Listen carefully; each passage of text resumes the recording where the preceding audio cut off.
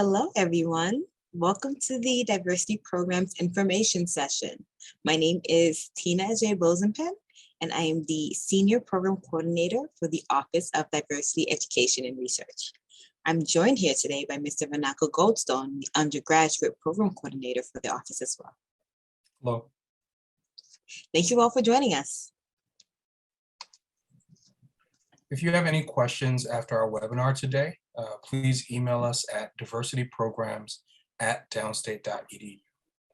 You can find additional information on our website as well. The webinar will be posted on the website next week for anyone who wishes to review the material again. At the end of the presentation, we will open up the floor for questions. You will be able to just type your questions in and we'll answer them in the order in which they are received. Now, if you do see a question that you would like answered, instead of asking the question again, we ask that you upvote that question. And the questions with the most upvotes will be the ones that go up to the top of the queue, and we will answer those questions first, okay? So please wait though until after the session is complete before you start typing in your questions. A lot of the questions you guys might have right now will be answered during the presentation, okay? And after the presentation, you will have plenty of time to ask any additional questions. So the purpose of the webinar is really to provide you all with information on the programs that we offer here during the summer. All of our programs are designed to enhance your academic profile so that you'll be stronger candidates in your pursuit of a career in the health field. During the session, you will learn the eligibility requirements for the programs and get application deadlines. You'll also learn a little bit about Downstate and its 5 colleges. And of course, you'll get the answers to some of your most pressing questions.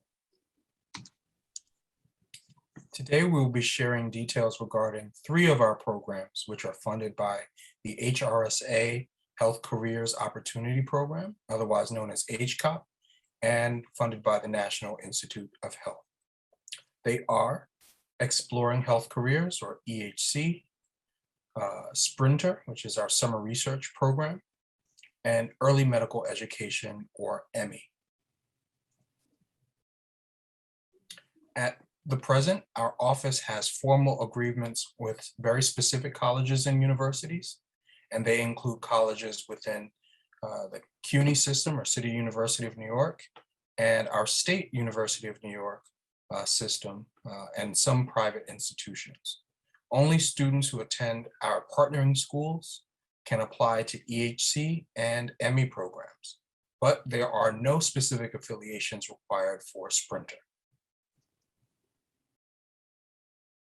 So we'll start off with just a brief overview of SUNY Downstate Health Sciences University and why it's so special.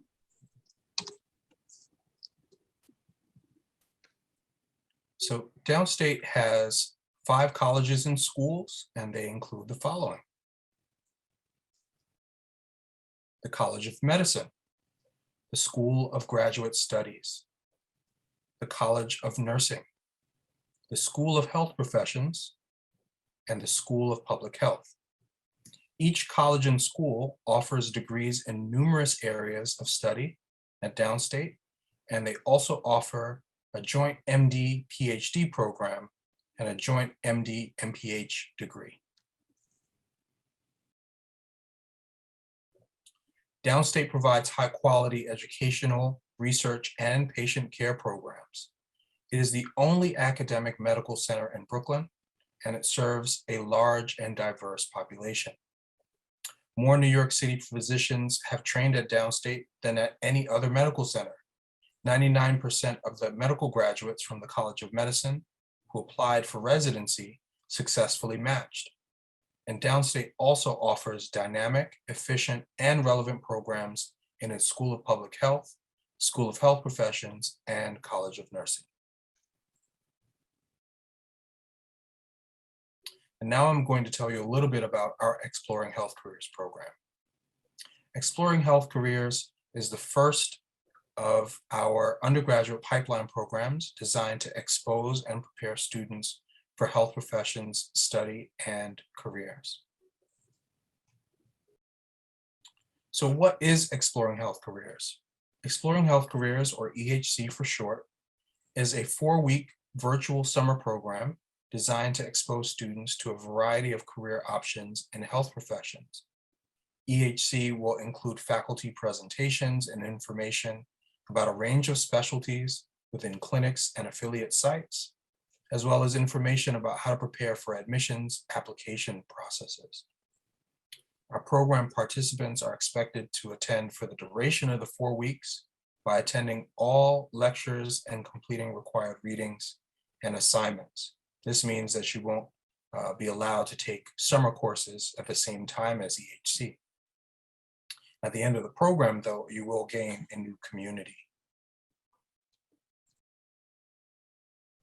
So who can apply to EHC? In order to apply, students must satisfy the following criteria. First, you have to be an undergraduate. You must also be a US citizen or permanent resident.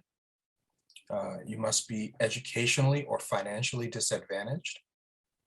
You must attend one of our partnering colleges, either as a freshman, sophomore, or junior in college.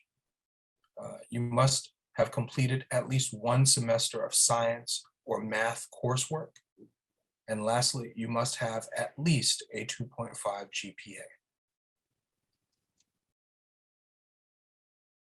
Now, in order to apply, you must complete the online application in full. It has several components, so it will require you to be dedicated and thorough, but it will be well worth it. A complete application includes one letter of recommendation from a professor in math or science course that you've taken. And in addition, it will require an undergraduate transcript from all of the colleges or universities that you've attended if you have attended more than one. Most institutions allow for passcode protected e-transcripts to be sent. And if not, then sealed official transcript sent from your school's registrar's office is also unacceptable. Keep in mind that because postal mail is slower than email, we recommend that you request and send your transcripts early on in the application window. The deadline for the 2022 cycle of EHC is March 21st. So for our next program, we are going to talk about the summer program in translational disparities and community engaged research, or SPRINTER for short. SPRINTER is a summer research program meant to give students experience in research. So students spend 8 weeks in the summer and under the direction of a research mentor from various fields of study. At the end of the 8 weeks, students present their research findings at an annual SPRINTER symposium. During the program, students participate in lectures and journal clubs that are designed to help them learn the research process and become better scientists. Past students have went on to participate in various other research programs and have moved on to careers in research, public health, medicine, and other health-related fields. So who can apply to SPRINTER? So the SPRINTER program is meant for students from backgrounds traditionally underrepresented in biomedical research. So on top of that, unlike the other programs that we discussed today, you don't need to attend a specific institution in order to apply. You can be from any school in the country and be allowed to apply to SPRINTER. You do, however, need to just be enrolled in an accredited undergraduate institution, okay? So SPRINTER preference is given to students who have taken at least 2 years of science or public health coursework, although students from all grade levels are welcome to apply. The minimum GPA requirement for the SPRINTER program is a 3.0. Like the other programs, there is an online application that students must fill out in order to be considered for the SPRINTER program. This application includes maybe like 3 or 4 mini essays, and does require you to get 1 letter of recommendation and to upload an unofficial undergraduate transcript from the college you're currently attending.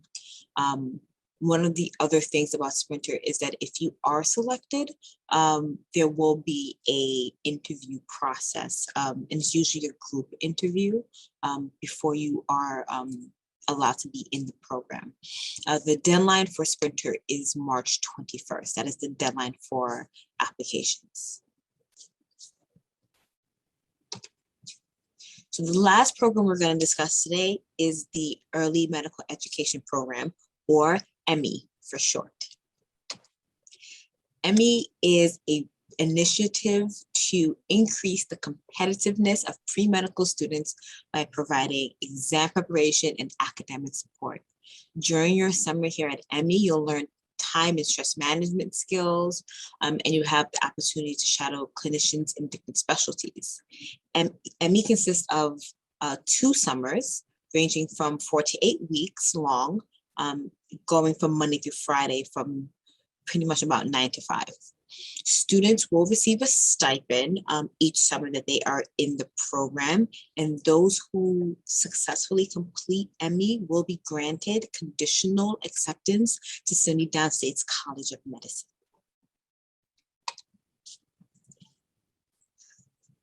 So, what does it mean to successfully complete Emmy? So in order to successfully complete Emmy, you have to graduate within a year of acceptance for the program. So for those of you who are entering this summer, you do have to, who will be entering this summer, you will have to have graduated by spring of 2023, or be graduating by spring of 2023. You do have to maintain your science and non-science GPA to be a part of the program. The science GPA is 3.2, the non-science 3.5. You'll see that pop up again in the application requirements. And some of the other things that you do have to do to successfully complete Emmy is that you can't have any withdrawals or incompletes on your academic record after you have been accepted to the Emmy program. And if you do need to withdraw from a course or something like that, you would have to talk to your Emmy coordinator, which would be myself, or your Emmy liaison. And we'll kind of talk a little bit about that in this webinar as well. So students who are part of the Emmy program, they do have to sit for the MCAT and meet required scores. Now, these scores are set each year by the College of Medicine standards. So for all of you students who are going to ask me, what are the scores that you have to meet to be successful in the Emmy program? We don't have those scores for you. Those are set each year, okay? And they are dependent on the College of Medicine. Okay? But the important thing is that you do have to sit for the MCAT and meet some required scores. Another thing is that you do have to attend both summer sessions of the Emmy program. Now, the first summer session is an intense MCAT bootcamp. Okay, the second one is second summer session is known as Operation Success. This is a pre-matriculation program that gets you prepared for your first year in medical school. So that's kind of all the things that you do have to worry about if you were accepted into the Emmy program. That's kind of how you stay in, and that's how you become successful and be able to transition into the College of Medicine by meeting these requirements and a few other requirements that would be laid out in your Emmy handbook. Okay, so who can apply to Emmy? So those who would like to apply to Emmy, first and foremost, you do have to be a U.S. citizen or a permanent resident. Emmy is meant for students who are educationally or financially disadvantaged, and you have to be attending one of our 4-year partner colleges. So if you are currently in a community college, you cannot apply to Emmy until after you have transitioned into one of the 4-year partner colleges that we talked about in our partnering schools list. So those who want to be a part of Emmy, you do also need to either be a rising or current senior. Okay, and we give preference to students who have completed all of the MCAT suggested courses by the first Emmy summer. Okay, and then you can see a list of all of the MCAT suggested courses there. Not to say that you will not be accepted into Emmy if you don't have all those courses, but preference are given to students who do have all these completed by the first Emmy summer. Okay, so your science GPA needs to be a 3.2 and your non-science GPA needs to be a 3.5. Those are the eligibility requirements for Emmy. Now, there is an application for Emmy, just like the other programs, and that application is going to be due February 1st. It is earlier than all the other programs. The application does consist of a few essays, not just one essay, it's a few mini essays. And you are also going to be asked to get 2 letters of recommendation. Okay, one of those letters of recommendation needs to be from a science or math professor. The second letter of recommendation can be from anyone else in your academic or kind of career job life that you think can give you a good evaluation. Okay, so students have gotten letters from C-step advisors or other advisors, other professors, people that they've worked with, things like that. Another thing that you will be required to get is an assessment from your Emmy liaison.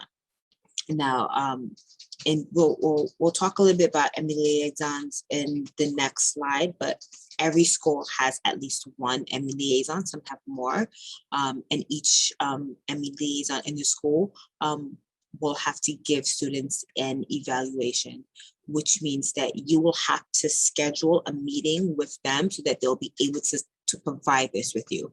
I cannot stress to you enough how important it is for you to get to know your Emmy liaisons, and not just because of the assessment, because if you don't have this assessment, you can't complete your application and you won't be reviewed, but also because your liaisons are your lifeline to this program and to all the programs actually that are run through the office. They know all the programs very well, and they're always our first line of contact. Okay, the liaisons also sit on the Emmy decision committee when choosing which students to accept to the program. So it's very important that you get to know your liaison, and it is your job and your responsibility to schedule a meeting with them so that you can have your evaluation completed. Okay, so for all of you students, though, who are not yet eligible to apply to Emmy, this is still your time to meet your liaisons and get a head start on what you need to do to be the best candidate when it is time for you to apply to Emmy, okay? So those of you who have made it through the initial screening process, which is the application process, you will be invited to interview with members of Downstate and members of the Emmy committee. So you won't move on to this step number 1 if your application is not complete, right? But once your application is complete and you've been chosen, there will be an interview process, and this interview will count as your medical school interview. If you are accepted into the Emmy program, you will not have to interview again when it's your time to transition into the College of Medicine. This will count as that medical school interview. Okay. And as I mentioned before, the deadline for the Emmy program is February 1st.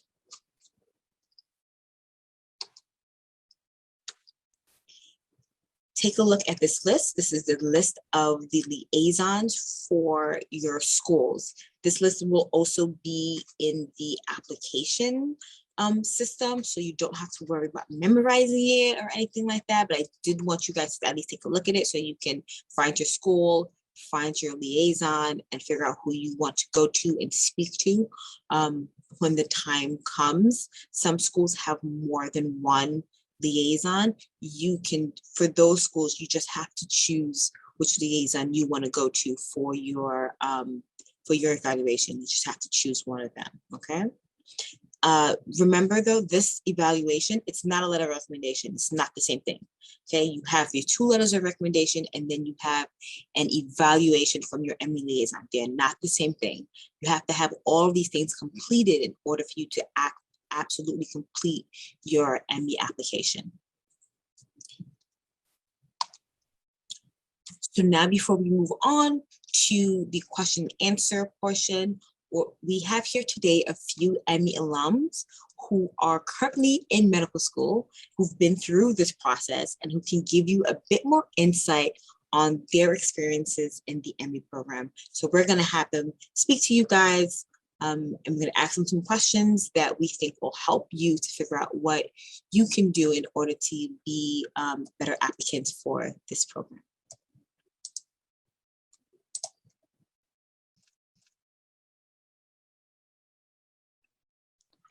Hi, Miss Ajay. Won't let me open up my camera again. That's fine, Ahmad. Thank you for being here with us. Okay, guys, so I'm going to introduce you to our 2 Emmy alum who are here. We have Aman Feinbach. He is a first-year medical student and class of Emmy 2019. And we have with us Norlene Paracha, who is a second-year medical student, also class of 2019. Say hi, guys. Hello. Now, I know, Ahmad, Everyone. you can't put your camera on, but if it's at all possible, if you can have your camera on, that would be great. It's nice to see you. It says unable to start says we video. can- You can't start your video because the host has stopped it. Yeah. So, that might be a video setting thing. That's fine. We'll just jump right into the questions. Okay, so for you guys, we'll start with Norling first. The question I'm going to ask you is, what do you feel is the most impactful part of being an Emmy student? Yeah, so can you hear me? Yes. Okay. I would say the most impactful part is the support that we got from all the students, like including in the EME cohort and the EME cohort above us. And I feel like Downstate creates an environment where they really want you to succeed. So all the help that we were given, setting for the MCAT and for Operation Success, it like allowed us to succeed in medical school and like really learn ways like to get past hurdles and everything. Thank you, Ahmad. Same question. Similarly to what Norlane said, the Office of Diversity puts so much like time and effort and money into each student that you see it like dynamically across everything you do in Emmy, whether it's from the programs they do to help you gear up for the MCAT or the programs they do to help you like conquer test anxiety. And there's a bunch of different things they do. They do these status reports to look at you as a student that like show you what are your tendencies versus like the rest of the class. It shows you like you can kind of expose yourself and see if you have bad habits that you change, because you need to change those things by the time it comes to take the MCAT. And like those are things I would have never realized if I wasn't in Emmy and I didn't like do these things in that first summer. It was really useful, aside from everyone else in the program that you meet. Thank you. So Ahmad, I'm going to ask you this now. What advice do you have for students who are currently applying to the program?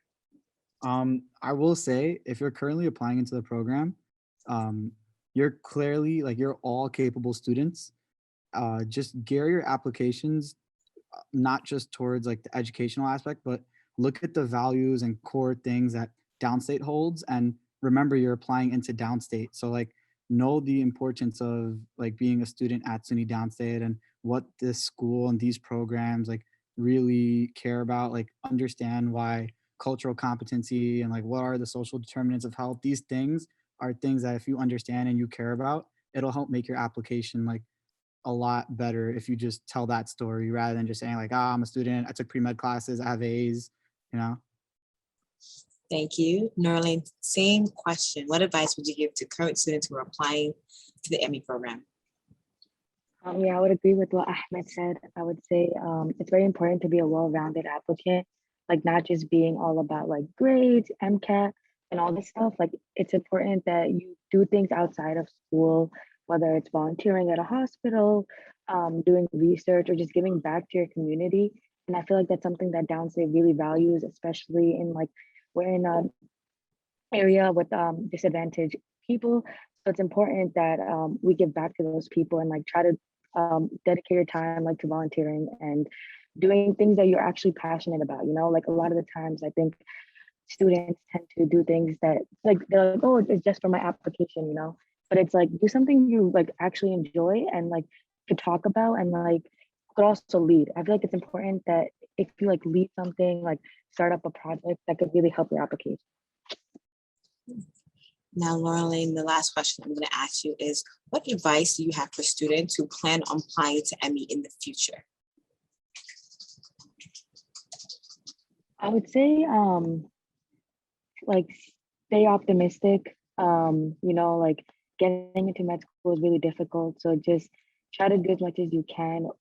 Like, you know, try to become a better applicant, but also it's also important that like EME could be difficult because you know you're studying for the MCAT, you're doing the summer program.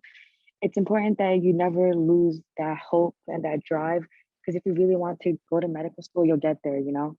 Like if it's like even if you don't get in or whatever, just important that if you really want to become a doctor, you'll get there someday, you know? Thank you. And Ahmad, same question. What advice do you have for students who plan to apply to Emmy in the future?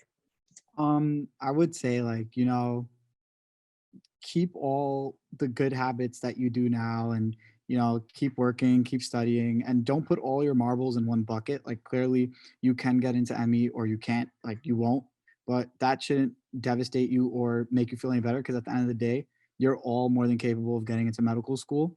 It's just you have to make sure that like you keep doing everything that is more than just making sure you're a great applicant from the like GP. I don't know. Like I don't want to say like you need to have like decent grades, but like don't just think like I just need like straight A's all the time. Like you know, volunteer here and there, do things that'll make you you know feel good and like you know go work out. You know, take care of yourselves.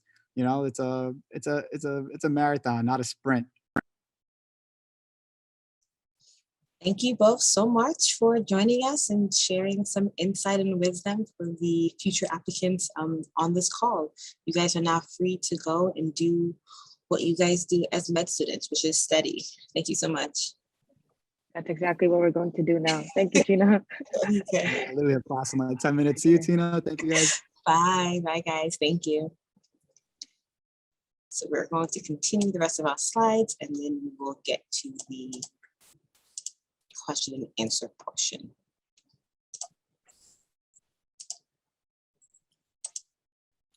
So I know that many of you might be interested in learning, well, when can you actually apply? And the applications for our diversity programs will be available on our website in mid-October.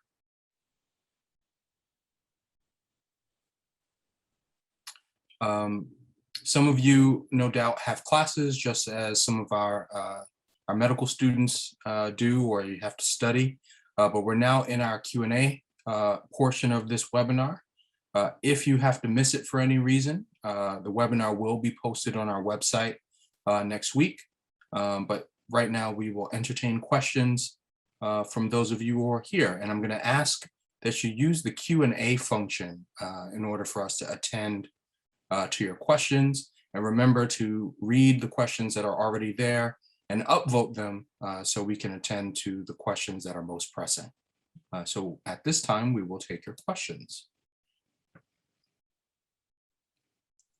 And I see that the first question is, can you apply to the Emmy program if the required GPAs are a bit lower than listed?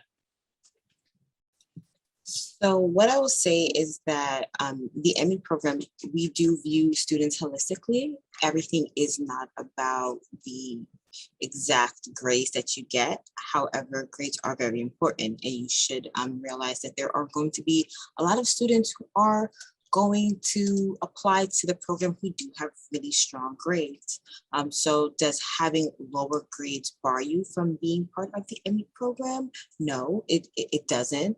We've taken students that have had lower grades, but it's really about you as an applicant as a whole versus what one part of your application has and another part of the application doesn't have.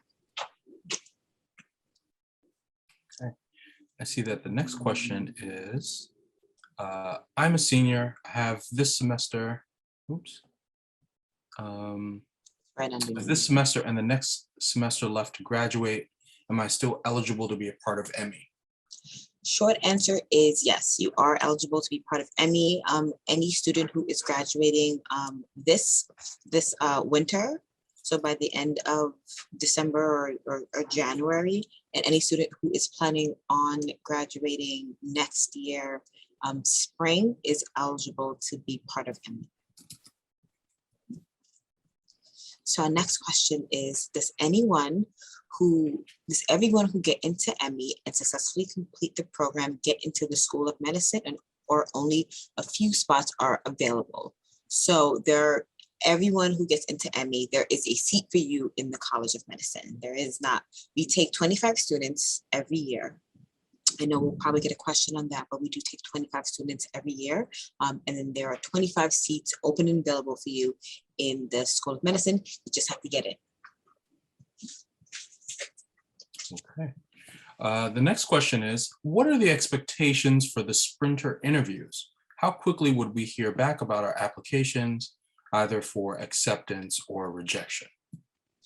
Well, the sprinter interviews are usually conducted in a group setting. The only expectations I guess you would have is that you show up and you be professional and you be ready and willing to participate in any of the activities that we ask you to participate in during the interview. When would you usually hear back? For the most part, most students usually hear back by, I want to say April, if not late March. Since SS1 is an MCAT bootcamp, does Emmy have a suggested timeline for when participants should take the MCAT? So that's one of the great things about Emmy is that although the program is for groups of students, we do try to individualize it as much as possible. And one of the ways we do that is by not telling students when they should take the MCAT. Well, not telling them too much when they should take the MCAT. We suggest students take it when they're ready. There are deadlines to meet. If you want to be able to get into the School of Medicine, it's not like an infinite amount of time that you can have. You can wait to take the MCAT in 10 years and then get in. It doesn't work that way. But when it does come to the Emmy program, we do not have very strict set timelines of once you're done with the boot camp, you have to take it in August on this date. We tell students to take it when they're ready and set those dates accordingly. Okay. See that the next question is, if your GPA is a little bit lower than the required amount, but you have an impressive GPA and recommendations, would you at least be considered for an interview? And I think in general, we kind of touched on this previously. GPAs are recommended, the ones that we've indicated on our application. However, we do evaluate applicants in a holistic manner. So we do take into consideration your experiences, your essays, your application and recommendations. Overall, we look at all of those components in order to render a decision. So if you successfully complete the Emmy program and get into the medical school, could you also apply for other medical schools, or do you have to depend only on SUNY Downstate? So if you are an Emmy student, it means that you are coming to SUNY Downstate. You will not be allowed to apply to other medical schools, even when you do have to still do the MCAS application. And when you do the application, you will be barred from applying to other medical schools. So if you do have your heart set on another school or would like you to be able to try the open market, that's great. That's fine. Emmy is not for you, but if you know for sure that you would like to come to SUNY Downstate and that you fit the criteria for an Emmy student, then Emmy more likely is for you. We put a lot of time and effort and dedication into our Emmy students. And one of the things we do also is once you get into medical school, that doesn't end our relationships. As you can see with the Emmy students, the Emmy alums that came and spoke to you guys, we continue to help you throughout your medical school process. And that's part of what we do here as an office. So those who do come into the Emmy program, you will be dedicating yourselves to SUNY Downstate. Which communities are considered as traditionally underrepresented for the program Sprinter? So when it comes to traditionally underrepresented in biomedical sciences, which is pretty much what the Sprinter program is asking for, that really comes into educationally disadvantaged, those who are financially disadvantaged, those from different backgrounds that you just generally don't see in biomedical research. Those are things that you can Google for like a full kind of explanation. And those things are set by the grants that fund the program. Okay. Does the science GPA for the Emmy program take into account Fs if you have retaken the course and received a better grade? So I guess it's a question of how we evaluate, failed courses and retaken courses. So with failed courses, if you've retaken a course, we actually do ask that you put in the better grade and not the F. When it comes, there's a part in the Emmy application where you will have to list out all of the classes that you've taken and give the grades for all of those classes. And in that portion, you're only required to put a class in there once, and preferably it would be the class with the better grade. Okay, and the next question is, if you successfully complete the Emmy program and get into the medical school, could you also apply to other medical schools, or do you have to depend only on SUNY Downstate? And I think we kind of touched on this during the session. When you're applying to Emmy, it's with the understanding that you're applying to the College of Medicine at SUNY Downstate. And so you're applying to Emmy because you really would like to get into our College of Medicine. So it is a binding application in that way. And if you get into Emmy, it's with the understanding that you're going to move forward with admission. If I graduate spring of 2023, am I eligible to apply? Now, I'm not sure what program you're talking about because you did not mention, and for those of you who are continuing to put questions in the Q&A, please mention what program you are talking about so that we know how to best answer your question, because the answer is going to be different for whichever program you are speaking of. So if you are planning on graduating spring of 2023, that means that currently, I would say you're a junior currently, and in that case, you would be eligible for all of the programs that we've talked about today. Yes. Okay, this next question is a series, so I'll see if I can ask it. If I'm interested in getting an MD MPH, can I still apply to the Emmy program? The answer to that is yes. Yes, you can still apply to the Emmy program. The Emmy program does not give you acceptance into the MD MPH program. It only gives you acceptance into the MPH program. Into the MD program, right? In your secondary application, they will ask you if you are interested in doing an MPH or a PhD. And that's a box that you check off. And what they would do is send your application over to that program, and they will review your application as they would any other applicant on the general market. Being part of Emmy does not guarantee that you will get into the program,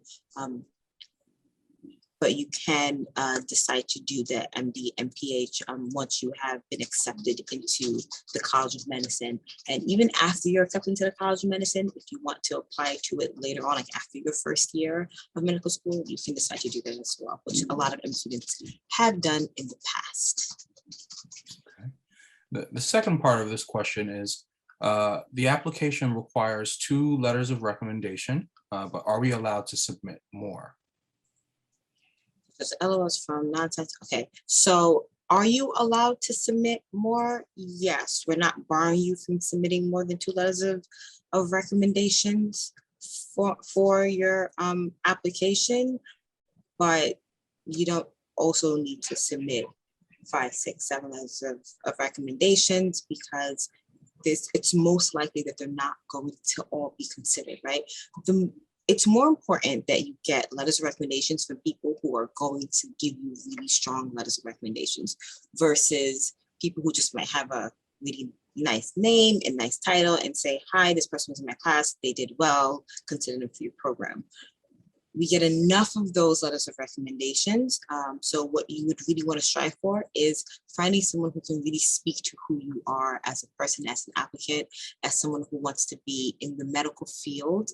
That's way more important than having more than 2 letters of recommendations. Sure. And I think that your answers to the second question kind of answer the third. You know, again, you should just be selecting the best possible recommenders as possible. And the last question I think is pertinent is, if we take the MCAT before we apply to the Emmy program, can we still apply or not? And I guess the question is, if they did take the MCAT, would they still have to participate in the MCAT summer sessions? So applicants who have taken the MCAT before, that does not bar you from applying to the program. You can still apply to Emmy. That's fine. If you have taken the MCAT and you have the grades necessary to make it to medical school without Emmy, more than likely you're not going to be chosen for the program, because then you'll be taking a seat from someone who actually needs the support, the help in the MCAT bootcamp. So if it's not something that you need, then I would honestly just say apply on the open market. Then that way you can also be able to apply to many different schools. And at the end of the day, SUNY Downstate is dedicated to serving, you know, a diverse population of students. They also look at applications holistically. And if you already have everything that you need to get into medical school, then go ahead and apply to open market. But for Emmy, we won't take a student who does not need the MCAT summer sessions. Okay. So the next question, are the applicants reviewed on a first come, first served basis, and is there an advantage to submitting applications earlier? Okay, so speaking for Sprinter and Emmy, no, there is no first come, first served basis. All applicants are pretty much viewed at the same time, and the best candidates from the pool of applicants are the ones who are chosen to move on to the interview phase. And for EHC? Okay. For EHC, there isn't necessarily an advantage to submitting applications earlier, other than, you know, if there are any issues with your application that need to be revised, you'll have the opportunity to do so. It is most important, of course, that the application is submitted on time and it's submitted as complete. So I hope that answers your question. So the next question is, do you have any nursing students or newly graduated nurse programs? So the programs that we are talking about today, the Emmy program is strictly for the College of Medicine, for those who want to be physicians.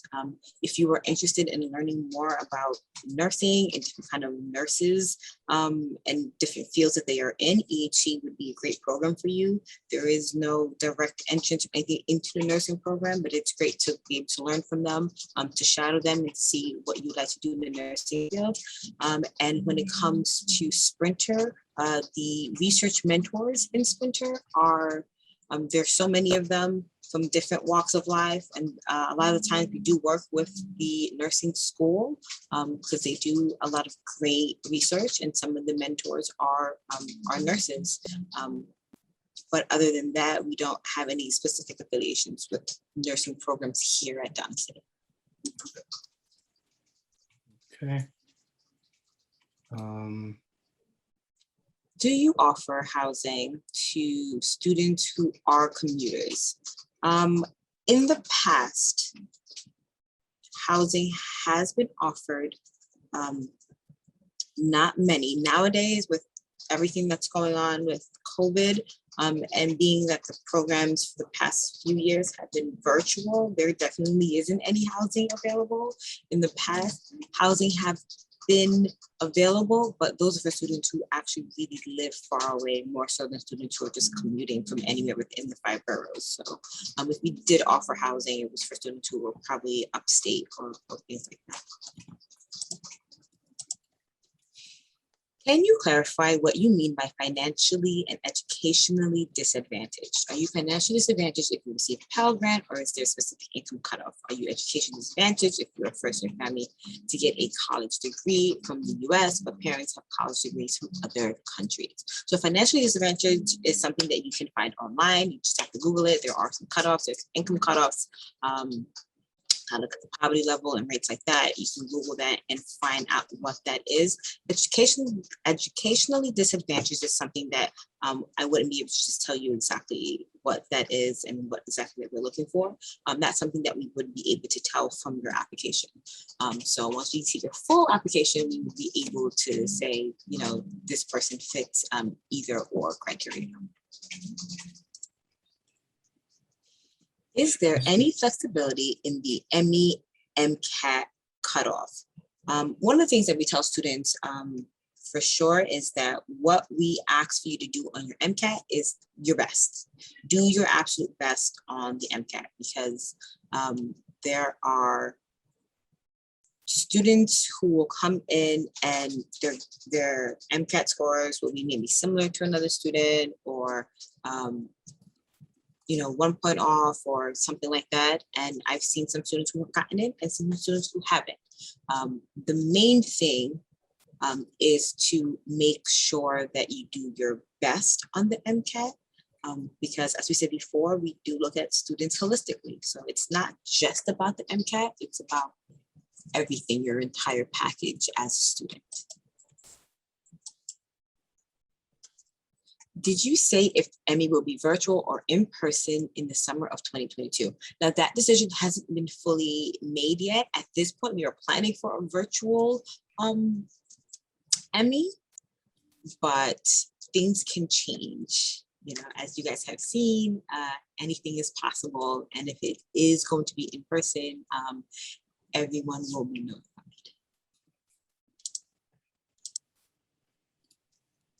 Does Emmy accept prerequisite courses that are online courses?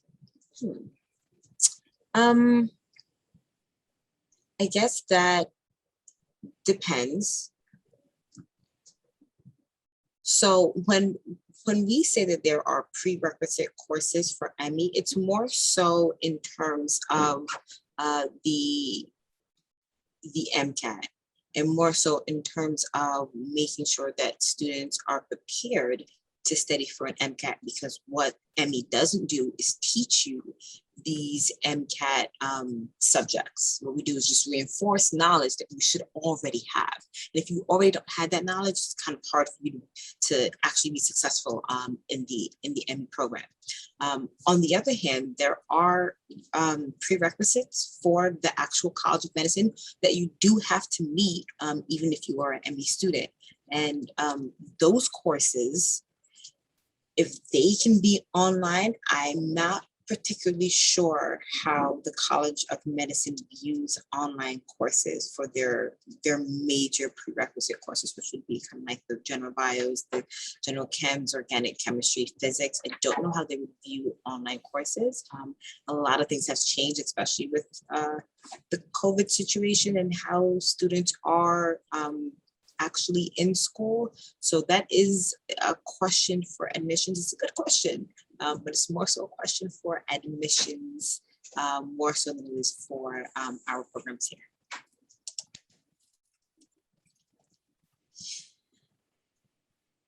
Hi, Miss Tina. I'm from Sprinter 19. Hi, Beatrice.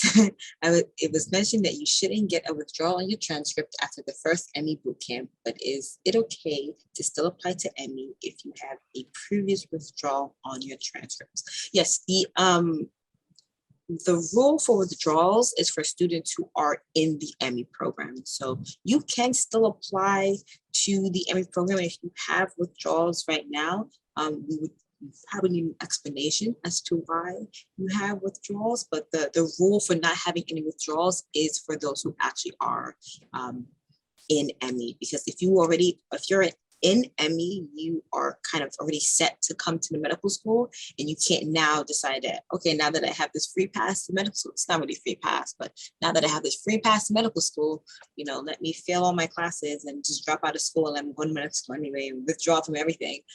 So it's being that if you're an Emmy student, you do have to maintain your grades and have to make sure that you do not tarnish your academic record in any way that would not allow the College of Medicine to accept you.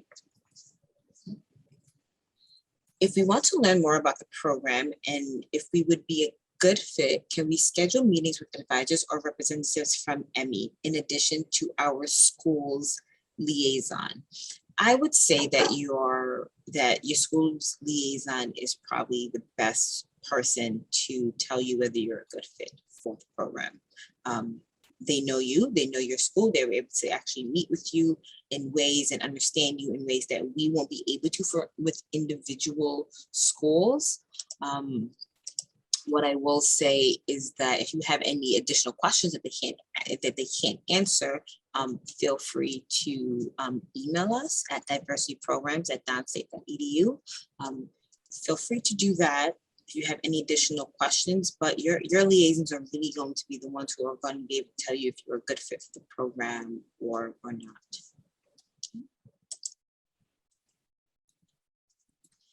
If you finish the Emmy program and take the MCATs the first time, but do not get the scores required by Downstate, can you retake it again, or do you have to reach the required score the first time? So when it comes to taking the MCAT, the Emmy program, as you said before, we try to make the program as individualized as possible. So students in the program, if you don't make the scores the first time, there may be an opportunity for you to take it again, but that really is dependent on the student. There's not like a blanketed one size fits all. Students are given, I think, up to 3 times to take the MCAT, but only the first time is guaranteed. The other 2 times are really dependent on you as a student and how you are in the program.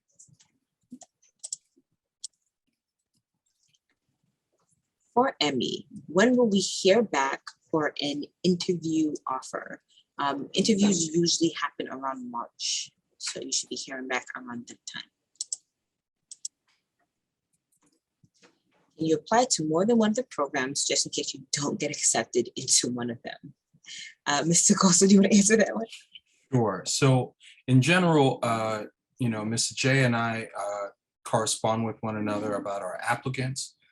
It is possible to apply to more than one program, and we see that especially with students interested in, say, EHC or Sprinter, or sometimes Sprinter and Emmy. But ideally, you're applying to a program based on your needs, your academic needs and interests. And so if you are more interested in research, we would say apply to Sprinter. If you're curious about different health professions and not 100% sure about the path you'd like to take, exploring health careers is probably a great option for you. Yes, you can, but ultimately we kind of internally decide which one might be a good fit for you based on your academic background and your application. What are Emmy interviews like? Emmy interviews are just like College of Medicine interviews, any College of Medicine interview that you would get at any other institution, for the most part, because some colleges do have different funky ways of doing interviews. But if you need any assistance or help with how you would interview for an Emmy interview, the AAMC website on how to work with your college interviews and how to do their medical interviews, they provide a lot of good information. And also your Emmy liaisons, even if you were invited to interview for Emmy, it's a really great idea to sit with your liaisons and maybe have mock interviews with them, because they know exactly how these medical school interviews look like, and they know how the Emmy interviews look like, being that your liaisons do interview students for the Emmy program. For the 2 recommendations, they don't have to be from 2 professors, just one science and math professor, and the other one can be from anyone else, either a professor or clinical supervisor, right? Correct. They do not have to be from 2 professors, just one of them has to be from a science and math professor. The second one can be from anyone.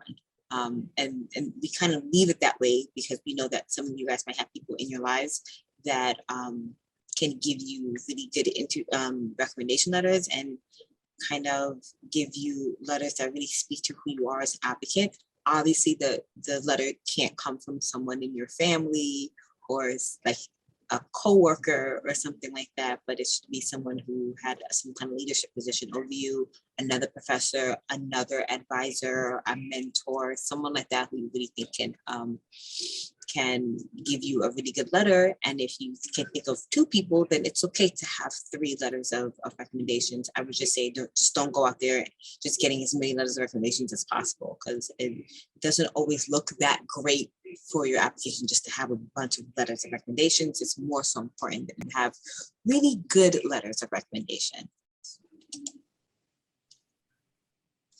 Is it possible to be considered overqualified for Sprinter or Emmy? Yes, it is possible. The kind of point of definitely the Emmy program is to support students who need that kind of support. There are sometimes students who do not make it into the Emmy program, not because they're not good applicants, but because they are so good that they don't need the program. And honestly, that's okay. There are students who can apply to the College of Medicine and make it in, no problems, no questions asked. And it's sometimes more likely that we will give a spot to a student who can use the extra support versus a student who will be fine on their own. And then when it comes to Sprinter, it's not so much.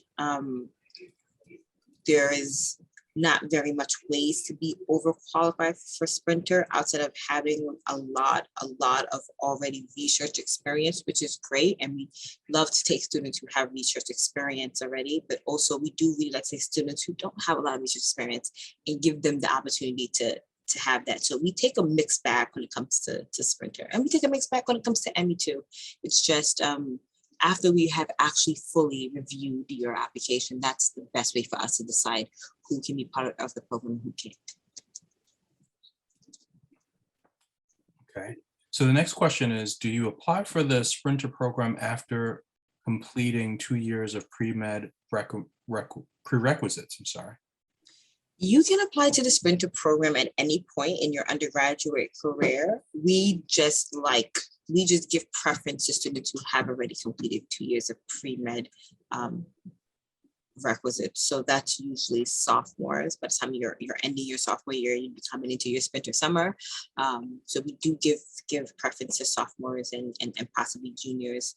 But you can also apply as a freshman. If I graduate in 2024, would I apply for next summer or summer of 2023? And again, we're not sure exactly which program you're referring to, but if you're graduating in 2024, then you would basically be eligible to apply to any program except for Emmy this year, and you would apply to Emmy as a junior or senior in your junior or senior years. That's how I would explain it. A freshman can't apply. Okay, so for this, I will say that second semester freshmen are eligible to apply to Exploring Health Careers and to Sprinter, but not Emmy. Yes, correct.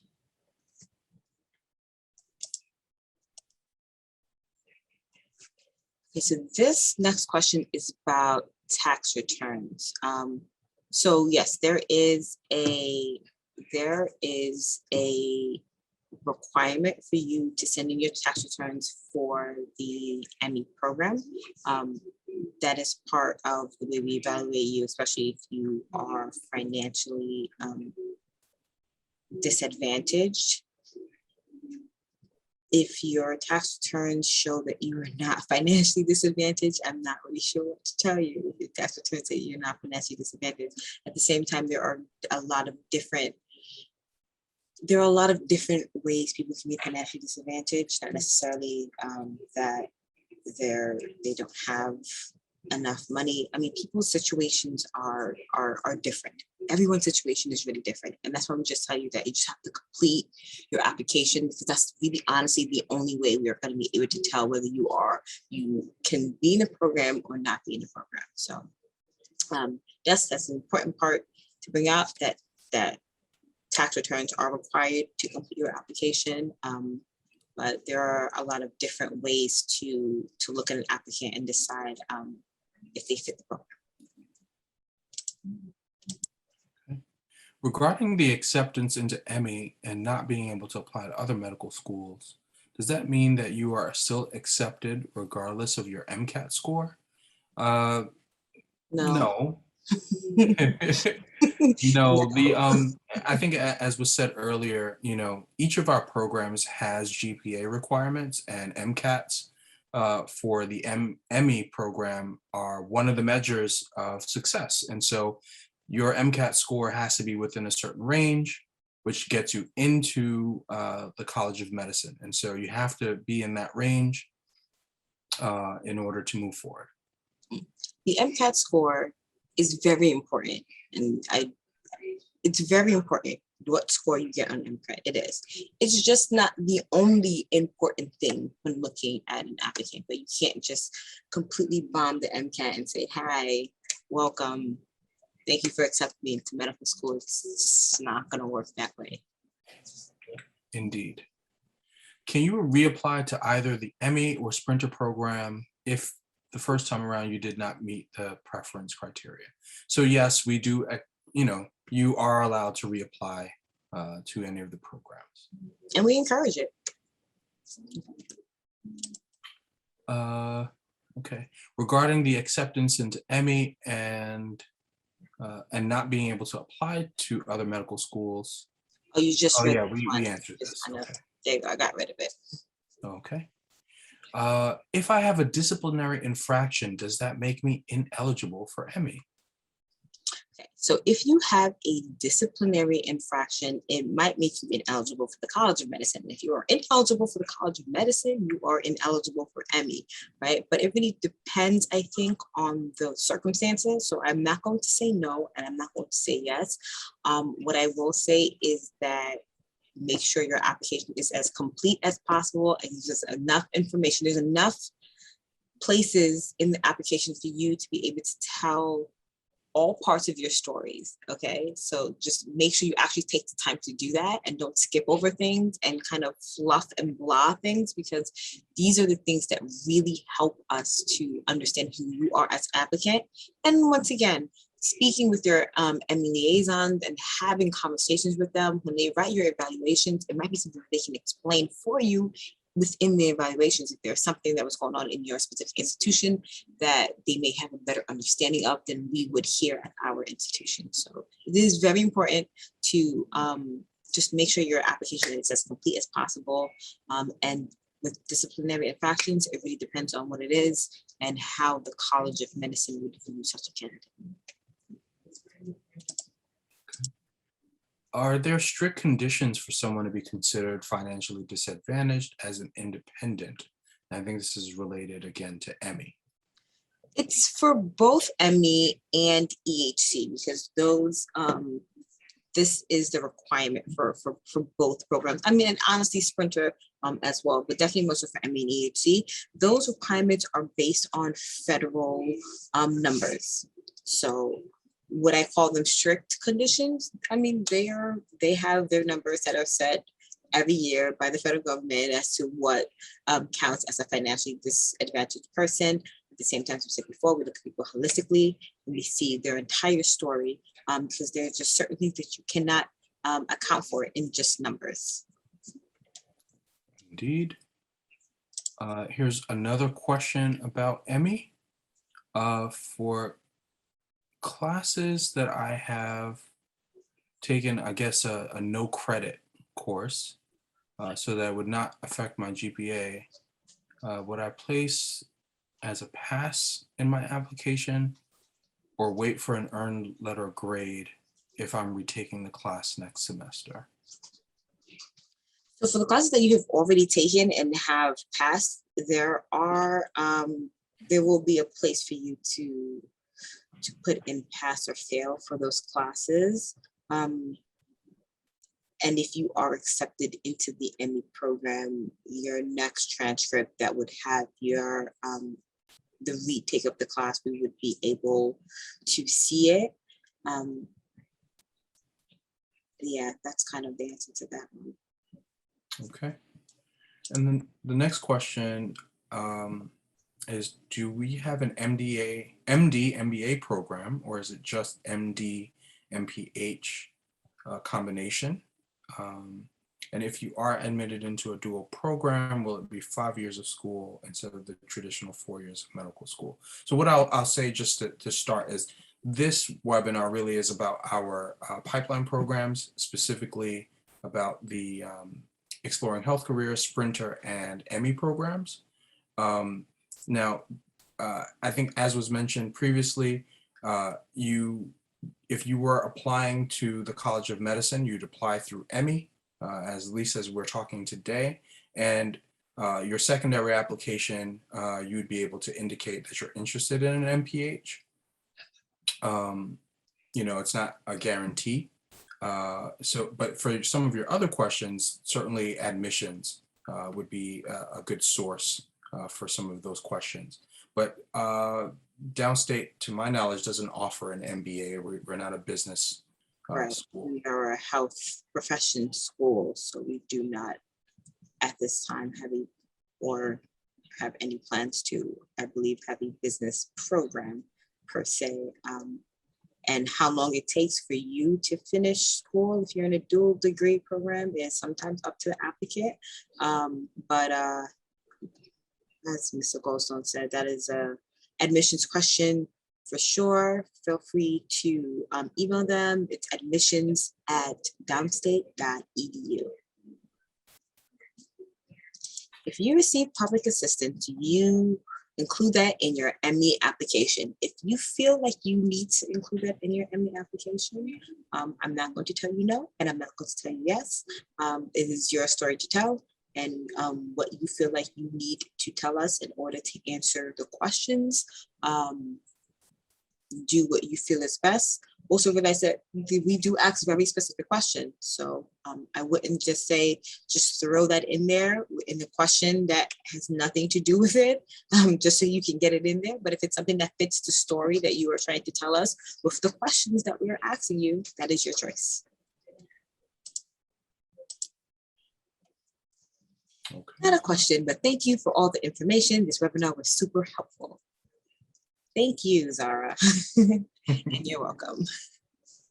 Well, I think that this group has asked really great questions.